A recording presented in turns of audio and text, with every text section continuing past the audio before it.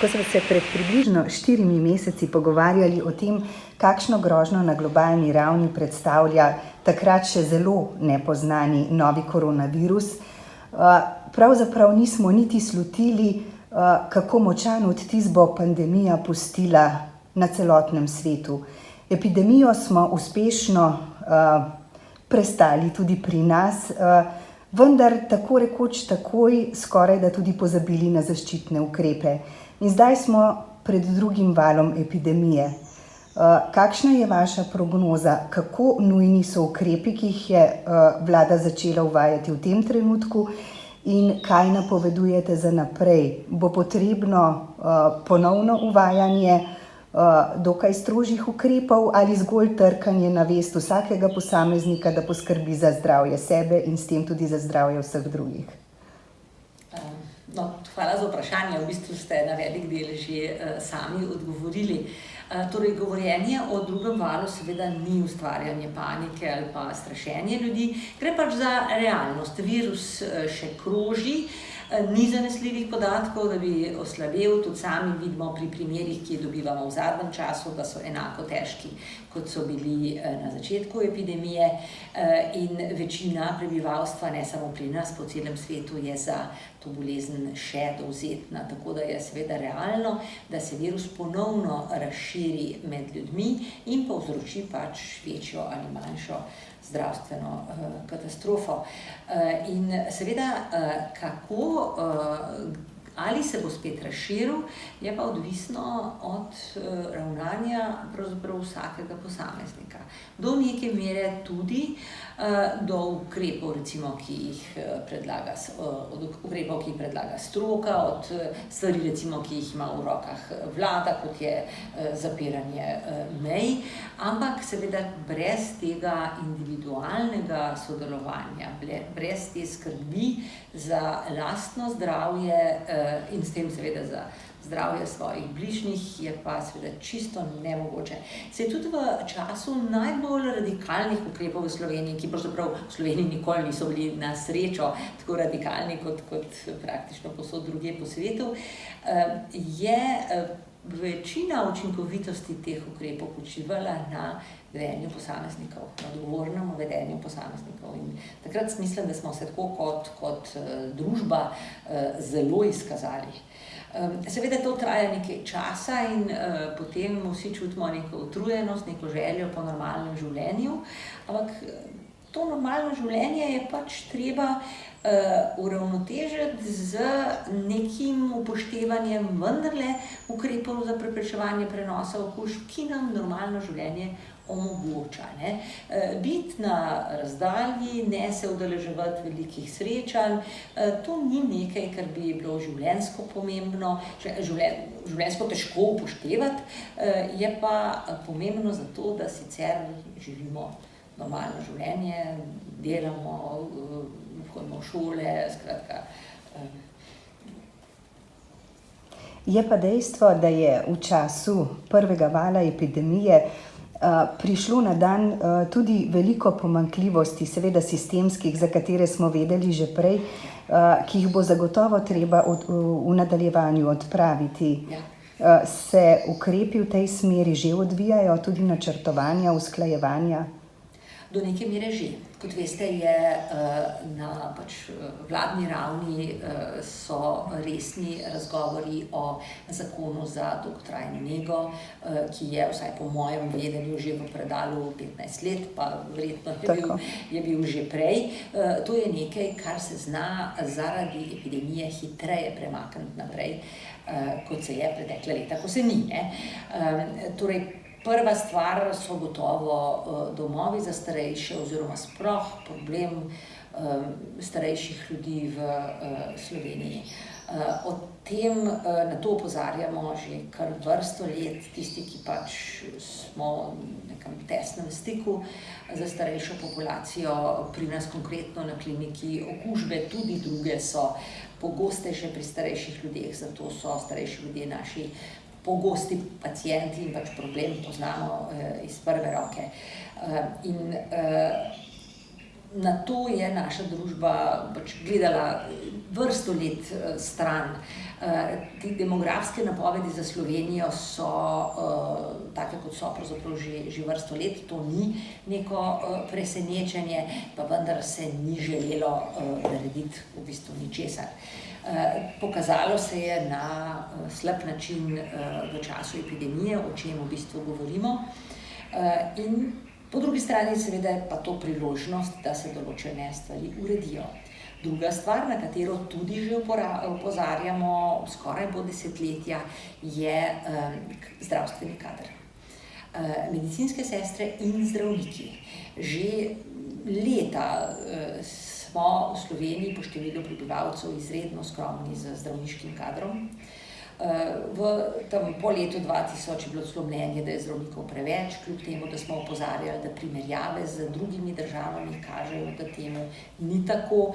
Namreč situacija popolnoma enaka, kar se zdravja tiče in stanja prebivalstva, recimo kot v Avstriji, kot v Italiji, pa je vendarle zdravnikov tam 20-30% več. Podobno se kaže seveda pri negovalnem kadru, pri medicinskih sestrah in različnih drugih poklicih te vrste. To področje je seveda zanemarjeno tudi zato, ker oziroma je kadrovsko tako slabo preskrbljeno tudi zato, ker je pač sistem nagrajevanja, kakršen je. Ljudje se, če se le da, odločajo potem za drugačne poklice, za drugo delo, zlasti je to vidno pri medicinskih sestrah, ki za delo v dopoldanskem turnusu, v recimo neki trgovini, dobijo pravzaprav isto, kot če delajo z težkimi bolniki v 3 turnusih 7 dni na teden. To je malo manj opazno pri zdravnikih. Zdravniki smo le bolj tesno navezani na svoj poklic in tudi mogoče ne znamo delati drugih stvari, nismo tako prilagodljivi, ker smo tako zelo usmerjeni. Pri nas je bolj problem odhajanja potem zdravnikov v tujino. Ampak na vsak način bo tukaj treba nekaj narediti, nekaj premakniti. Gre za neko tako generalno vprašanje v družbi.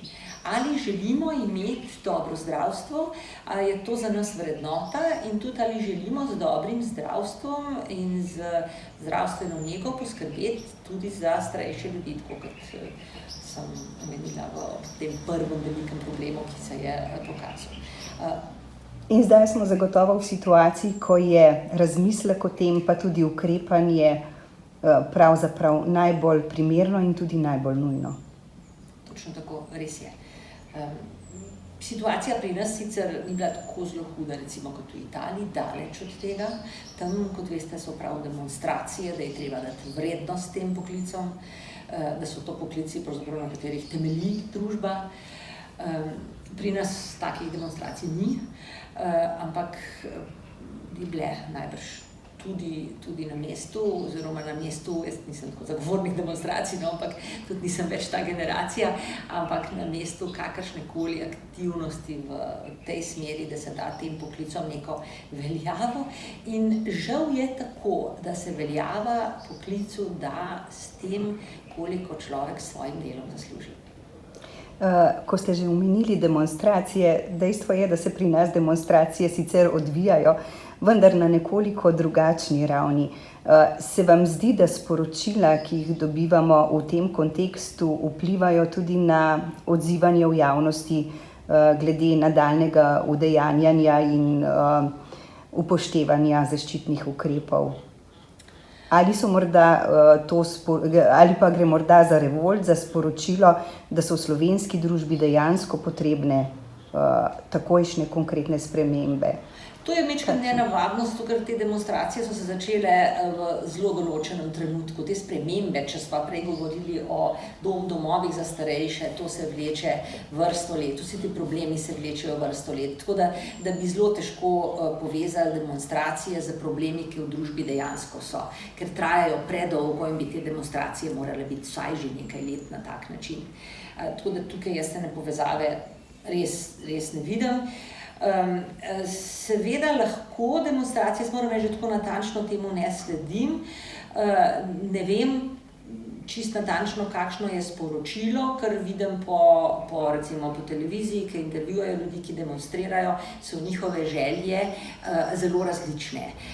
Gre pač za nek način, kako ljudje izražajo svoje nezadovoljstvo, ki je pa pravzaprav nekje legitimen. Zdaj imamo malo problem, da ni dobro, da je veliko ljudi na kupu, zdaj sploh, ker imamo spet ponovno vnose virusa iz tujine in lahko pride do raznosa na nekih takih večjih druženjih, ampak če se neke distance upoštevajo, če se tudi tukaj recimo nosijo maske, če ste blizu skupaj, čeprav ste zunaj, pač se lahko človek gre pritožiti. To imajo po celem svetu, te demonstracije, določeno uro, ko ljudje pridejo demonstrirati, ne glede na to, kaj pravzaprav želijo.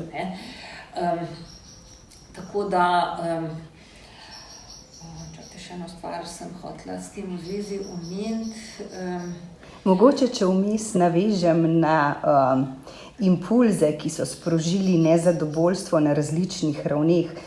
Pri tem bi se navezala na dogajanje v povezavi z domovi za starejše in seveda tudi na očitke v javnosti glede priprave seznamov smrti, tako imenovanih seznamov smrti. Tudi take stvari sprožijo revolt. Sprožijo revolt, pa ne samo revolt. Take stvari sprožijo eno veliko stisko pri ljudeh, ki so v domovih in pri njihovih svojcih. Na to najbrž nihče ni pomislil, ko je šel v medije s takimi informacijami. Poleg tega se seveda ruši neko zaupanje med bolniki in zdravniki, ki je za uspešno obravnavo seveda nujno potrebno. Tisto, kar je še pomembno, je, da je v takem vzdušju, kjer se zdravnike obtožuje, da so delali sezname smrti. To je nekaj, kar se ni dogajalo niti v nacizmu, oziroma se je takrat dogajalo posamično in še ti ljudje so bili potem seveda izpostavljeni in obsojeni. Da bi se pri nas dogajalo to množično, je res velik nesmisel. Ampak nam se bo še zgodilo, da se bo okužba zanesla v dom za starejše. In mi smo s težavo, ampak uspešno vzpostavili sistem, ko so šli v vse te domove pomagati zdravniki iz zdravstvenih domov, pa tudi zdravniki specialisti iz bolnišnic. Take dobre zdravstvene oskrbe, kot so jo imeli zdaj stanovalci v domovih, praktično niso imeli nikoli do sedaj. Imeli smo tudi seveda prostovoljce, torej zdravniške, medicinske sestre, ki so prišle pomagati prav po strokovni plati, kar se tiče higiene, zaščitne opreme, potem prostovoljci, ki so prišli delati neposredno. Skratka, to je bilo eno ogromno, dobesedno bi rekla, gibanje zdravstvenih delavcev v Sloveniji, kako pomagati domovom. In seveda je prišlo tudi do ocenjevanja stanja teh bolnikov. To je pa nekaj, kot sem že večkrat omenila, kar si želimo tudi sicer, da stanovalca v domu, ki je kronično bolan, ki je hudo bolan, vedno spremlja neka dokumentacija, ki njegovo stanje opisuje, ker se pač tega človeka premešča iz bolnišnice nazaj v dom, skratka obravnava ga veliko bolnikov in ta dokumentacija mora obstajati, tudi sicer bi morala obstajati. To je ta zdravniška predaja. Seveda je treba vedno o tem obveščati, seveda bolnika, ampak praviloma ti bolniki ne morajo več sodelovati v večini primerov. Obveščati o tem svojce, ampak to je tudi nekaj, kar ljudje, zdravniki, ki smo za ljudi nasplošno, za bolnike zadolženi, počnemo, dajemo tako imenovane informacije. Seznanjamo v nekaterih primerih, kjer gre pa za kritične odločitve, tukaj je bilo teh situacij pravzaprav malo vse skupaj, tam pa seveda tudi za neko zaščito želimo tudi pisno potrditev, da je bil ta svojec seznanjen. Ampak to je nekaj, kar se dogaja pravzaprav ves čas in se je v domovih dogajalo v bistvu za naš vtis, ker pa z domovi sodelujemo, bolniki prihajajo k nam bistveno premalo. Tako da to je bil v bistvu nek napredek obravnave bolnikov, ki je bil pa potem prikazan na način, ki je res izjemen. Pravzaprav si ne morem kaj, da vas v tem kontekstu, glede na to, da kandidirate oziroma boste kandidirali tudi za predsednico Zdravniške zbornice, torej krovne stanovske organizacije, ne bi vprašala, kako z tega vidika ocenjujete podatek, da je informacije o tovrstnem seznamu pravzaprav v javnost prinesel stanovski kolega. Vaš stanovski kolega, kje je tukaj v takem primeru etika? Ne vem. Ne znam vam povedati. Gospod Keber, mislim, da nima več zdravniške licence, da se ne ukvarja že vrsto let s tem poklicem, kar seveda ne pomeni, da ga ne spremlja, ampak spremlja tako kot zunanji opazovalec. Zdaj, kakšen je bil njegov namen, ali je se sploh zavedal, kaj to potegne za sabo, to bi zelo težko komentirala. In če se vrnemo z vidika epidemije oziroma prihajajočega drugega vala, upajmo, da ta v resnici ne bo prišel prav kmalu, če bo že moral priti, ozreva na okolje, v katerem se pogovarjava, na kliniko za infekcijske bolezni. Tudi tukaj bodo nujno potrebne določene organizacijske, logistične spremembe. Verjetno boste potrebovali konkretne okrepitve in tako naprej. Bo to iztočnica za mogoče hitrejše ukrepanje kot v normalnih okoliščinah? Torej, tisto, s čimer ima infekcijska klinika velik problem že daljši čas, so prostorske razmere. Novi del bolnišnice je bil zgrajen v času zadnje epidemije poliomielitisa, otroške paralize, pred 60 leti. To pomeni seveda, da takrat so bili sicer prostori izjemno moderni in še vedno do neke mere s temi predprostori služijo obravnavi bolnikov, ki imajo kužne bolezni, ampak seveda so izjemno zastareli, tako da od nas terjajo neprestane improvizacije in prilagoditve.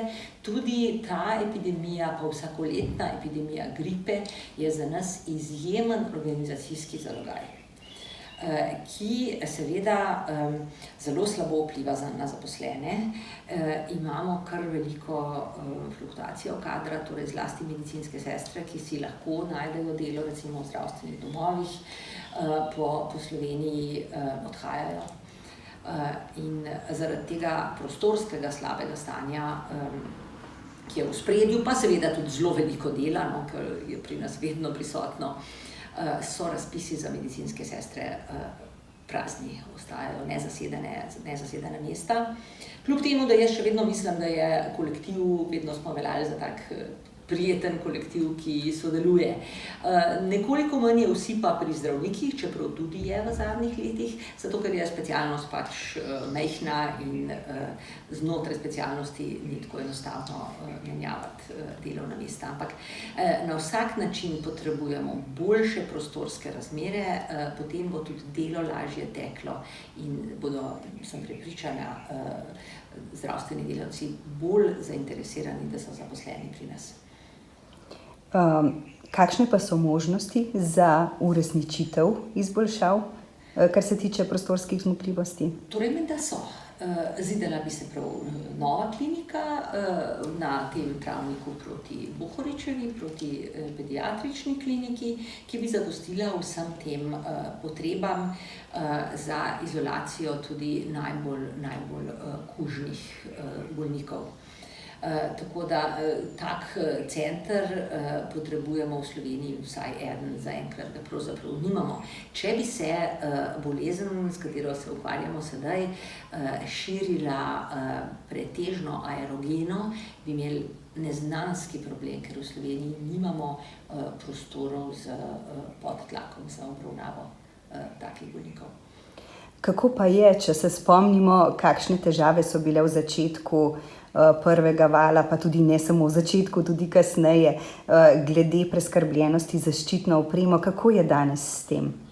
Torej, v svetovnem merilu je bistveno bolje, ne. Spet so se vzpostavili tokovi, nekateri so seveda ugotovili, zlasti Kitajska, da je to izjemno zaželen proizvod, tako da je zdaj seveda ta dobava možna. Tudi vsak izvajalec, vsaka zdravstvena ustanova lahko to nabavlja, tako da so razmere seveda neprimerno boljše, kot so bile v začetku epidemije, ko se praktično ni dalo ničesar kupiti in so bile cene nerazumljive za tak potrošnji enostaven material. Seveda je pa treba biti pazljiv in se ne zanašati, da te opreme ne bomo več potrebovali. Marsikje po Sloveniji je pač bil od nekdaj predpis, da je treba imeti toliko in toliko zaščitne opreme, pa se menda ljudje tega niso držali, ker pač ni izgledalo, da se bo to kdaj na tak način potrebovalo. Tukaj je pač smiselno upoštevati zdaj navodila, biti preskrbljen vsaj za nekaj časa in tudi kasneje potem to opremo pač uporabljati v skladu z navodili in nekimi, kako bi rekla, znanstvenimi dokazi, kaj je smiselno in kaj je mogoče pretirano ali pa premalo. Torej, v bistvu lahko rečemo, da danes dileme glede splošne uporabe zaščitnih mask ni več. Če je bilo recimo pred 4 meseci in 3 meseci še tehtanje, kdo, kdaj in zakaj naj uporablja zaščitno masko preventivno, da zaščiti sebe in zaščiti druge, danes to ni več dilema, kaj ne? Torej ja, še vedno je problem teh znanstvenih dokazov, ne. Torej, zdravniki verjamemo, to je zdaj kar neka kultura po vsem svetu, da mora biti nek ukrep znanstveno dobro dokazan, da se njegova učinkovitost mora biti znanstveno dobro utemeljena. Teh raziskav je še vedno malo. V bistvu uporabljamo in priporočamo maske bolj na podlagi raziskav, ki pokažejo, kako letijo delci, kapljice iz dihal nekoga, če ima masko oziroma če je nima, ne, kako se to barierno, ta bariera, kako deluje na prenos kapljic na individualni ravni. To je nedvomno.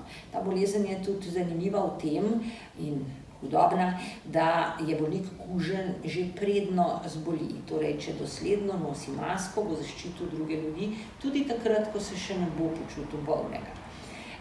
Raziskav, ki bi pa pokazale, recimo, da se v populaciji zaradi nošenja mask zmanjša število okužb, tega pa take vrste dokazov pa zaenkrat nimamo. Ampak tukaj je dilema v tem, ali gre za pomanjkanje dokazov ali gre za dokaz o pomanjkanju učinkovitosti, ne. Pogosto se v medicini pač pogovarjamo o tem in ker obstajajo ti osnovni podatki, da seveda pa barierna zaščita vendarle do neke mere deluje, se meni osebno še vedno zdi smiselna uporaba maske. In to pravzaprav čim večkrat, ko smo v stiku z nekom, od kogar bi lahko dobili okužbo ali pa bi jo mi prenesli na drugega. To je neka taka velika, kako bi rekla, gesta pozornosti tudi do sočloveka. Kakšno je denimo osnovno sporočilo, ki ga v tem trenutku strokovna skupina, ki jo vodite, polaga na srce slehernemu Slovencu? Kaj narediti, da bi dejansko obvladali epidemijo oziroma preprečili njeno širjenje tudi v prihodnje? Ves čas ponavljamo pomen uporabe oziroma izvajanja vseh teh osebnih zaščitnih ukrepov. Omenila sem že nošenje mask, higieno rok, higieno seveda kašlja, ohranjanje fizične distance, Potem pa seveda, če zbolimo, hitrega iskanja pomoči. Zraven bi lahko glede na nedavne izkušnje dodala še, da moramo biti posebej pozorni na večja druženja, da se jih je v bistvu pametno izogibati oziroma tam paziti, da smo nekoliko stran od človeka, s katerim govorimo, da po možnosti uporabljamo maske, skratka, da na vsakem koraku mislimo na to, da se virus še prenaša in mogoče si stojiva nasproti dva, od katerih je eden okužen. To je tisto osnovno, o čemer je treba govoriti. Seveda je pa razumljivo, da je samo to ozaveščanje ljudi premalo, zato je smiselno, da obstajajo tudi predpisi, in strokovna skupina se seveda ukvarja tudi s predlogi potem ministrstvu oziroma vladi, kaj bi bilo dobro uvesti. Nedavno pač ta sprememba na mejah, podobne stvari. Torej sprememba, ki je začela veljati danes. Morda lahko zaupate, kakšni ukrepi so v prihodnje še v pripravi oziroma kakšne scenarije preigravate. Recimo, če ugibam, pravzaprav tukaj verjetno ugibanje niti ni potrebno, glede zbiranja ljudi na javnih mestih do povečanja zagotovo ne bo prišlo. Ne, ta hip ne. Ta hip ne. Razmišljali smo o povečanju, ker seveda so določeni poletni festivali, dogodki, športni dogodki, ki zajamejo več kot 500 ljudi, ampak ta hip se s tem ne bi strinjali. Seveda se lahko situacija v nekaj tednih spremeni in izboljša.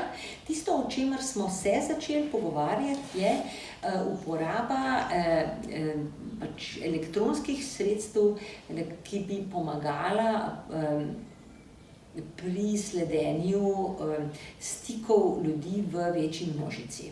Kar bi recimo pomenilo, da imajo vsi udeleženci neke nogometne tekme ali pa nekega velikega koncerta na svojih telefonih aplikacijo, in če se zgodi, da se najde bolnika med udeleženci, bi vsak, ki je bil v njegovi bližini, dobil praktično na telefon signal: bili ste v stiku, prosim, oglasite se ali pa skrbite za to, da boste izolirani od drugih. Namreč epidemiološka služba v primeru, da se najde en primer v nogometni tekmi, kjer je 2000 gledalcev, ne more pregledati 2000 ljudi in jih sprašati, ali so bili s tem človekom v stiku ali ne. Ali so stali četrt ure v vrsti za neko pijačo ali pri vhodu. Skratka, elektronski način pa bi to v bistvu omogočil. Na način seveda, da bi potem po koncu inkubacijske dobe po tej tekmi ali koncertu po nekih 14 dneh ta aplikacija ugasnila in ne bi nič bremenila tega posameznega. To bi zagotavljalo ljudem, ki bi se udeleževali takih prireditev, bistveno večjo varnost. Razmislek o uvedbi takšne aplikacije nekako v prvi fazi ni bil uspešen, ni naletel na odobravanje javnosti. Zato me zanima, po vaši oceni verjetno strokovni oziroma zagotovo strokovni argumenti, ki govorijo v prid uvedbe takšne aplikacije, absolutno pretehtajo v primerjavi s pomisleki, ki spremljajo tovrstno uvedbo. Torej, strokovni argumenti prav gotovo pretehtajo. Je pa res, torej, te aplikacije so v rabi kar v številnih evropskih državah. Jaz sem ravno včeraj dobila od enega kolega od te ekipe Sledilnik, ki nam zelo pomagajo, kar seznam teh aplikacij po državah. Problem, ki obstaja pri teh aplikacijah, je njihova slaba razširjenost med ljudmi. Če govorimo o aplikaciji, ki bi se uporabljala na splošno. Tudi seveda te aplikacije so v vsaki državi malo drugačne, tako da ne ščitijo ob tem prehajanju mej, ki tudi obstaja. In seveda, če v Angliji uporablja to 2 milijona ljudi, je to v primerjavi z številom prebivalcev v Angliji bistveno premalo, da bi pripomoglo dejansko k omejevanju epidemije. Ampak druga stvar je pa recimo, da bi to uvedli kot en obvezni del udeležbe na neki prireditvi. Tam bi pa vsi, ki kupijo v bistvu vstopnico, imeli zraven še to aplikacijo, ki bi ščitila seveda njih in njihove svojce, zato ker bi takoj dobili informacijo, ali so bili v stiku z nekom, ki je pozitiven. To bi pa verjetno bistveno lažje organizirati in bilo bi seveda tudi sprejemljivo. Pogosto na prireditvah že sicer dobimo neko aplikacijo, ki nam pomaga spremljati prireditev na kakšnem sejmu. Vsi ti naši, recimo strokovni kongresi, imajo aplikacijo, na kateri je program, pa dogodki, spremljajoči in podobno, ne? In smo vajeni pač se udeleževati že prireditev s pomočjo takih aplikacij. Kakšne pa so prognoze za obvladanje pandemije COVID-19 z medicinskega oziroma znanstveno-raziskovalnega vidika? Kaj se nam na tej ravni obeta? Torej, na vsak način se nam obetajo cepiva in cepiva so način, kako se lahko take epidemije dejansko omeji. Če pogledamo recimo črne koze, lahko se eradicira virus iz sveta. Tukaj sicer majčkeno zdaj ne sive cone, opažajo neke okužbe pri živalih, ki naj bi bile tudi za človeka pomembne ali niso, kakšen je tukaj obseg problema, se pravzaprav še ne ve. No, ampak v vsakem primeru je cepivo pravzaprav najbolj učinkovit način prekinitve neke epidemije oziroma pandemije. Lahko bi bilo to tudi zdravilo, konkretno pri HIV-u, v bistvu je zdravilo prekinilo, so zdravila prekinila širjenje bolezni po svetu in spremenila seveda prognozo bolezni, ampak trenutno kaže pri COVID-19, da bo uspešnejše vsaj srednjeročno cepivo in ne zdravilo. Ta hip nimamo za nobeno zdravilo kakšnih takih zelo obetavnih podatkov. Vplivajo nekoliko nekatera zdravila, recimo Remdesivir, na boljši potek pri posamezniku, ampak ni pa to neka taka vrste ozdravitev, da potem ne bi bilo več širjenja virusa in bi lahko na ta način epidemijo zamejevali. Cepiva so v zelo, zelo širokem razvoju, torej cel seznam cepiv obstaja, ki so v razvoju zelo z različnimi mehanizmi delovanja. Ameriška vlada je vložila ogromna sredstva za posamezne te razvijalce, ki so najdlje v razvoju in najbolj obetavni, zato da bi se z neko tako hitrostjo neke vesoljske ladje iz Star Treka in tak izraz uporabljajo, pač cepivo razvilo. Prvi obeti so za letošnjo jesen, ki se pa meni osebno zdijo nekoliko preuranjeni, ker to cepivo je zasnovano na enem drugem virusu in podobne cepiva pravzaprav še niso bila v uspešni humani rabi, tako da gre za tako nov pristop, da me zaradi tega nekoliko skrbi, da razvoj tega cepiva ne bo tako hiter, kot se obeta. Ampak glede na množico cepiv, ki so v rabi in vsa ta sredstva in človeška energija, ki se v to vlaga, pa mislim, da bo na koncu ta zgodba se cepivi uspešna, ampak da bo pač treba počakati mogoče do naslednje spomladi, tako eno leto. Morda še to, kakšna je vaša napoved glede tako rekoč že prihajajoče jeseni, vse oči so uprte v ta čas v spraševanja, ali se bo šolanje začelo normalno ali pa bo morda epidemija spet vplivala na drugačen način življenja. Kaj menite, kaj se bo zgodilo? Torej, jaz mislim, da se bo šolanje začelo normalno, ampak da bo treba tudi v šolah še vedno upoštevati nekatere ukrepe.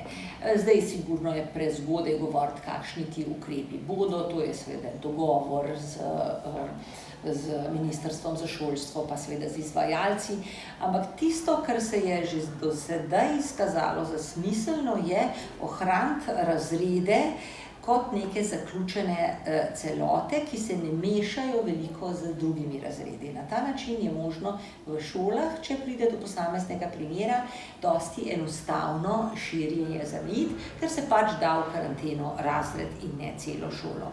Če bi bilo to možno naprej izvajati na enak način in seveda ob tem skrbeti za uspešno izobraževanje in vzgojo otrok, bi bilo to, mislim, da kar uspešno in primerno.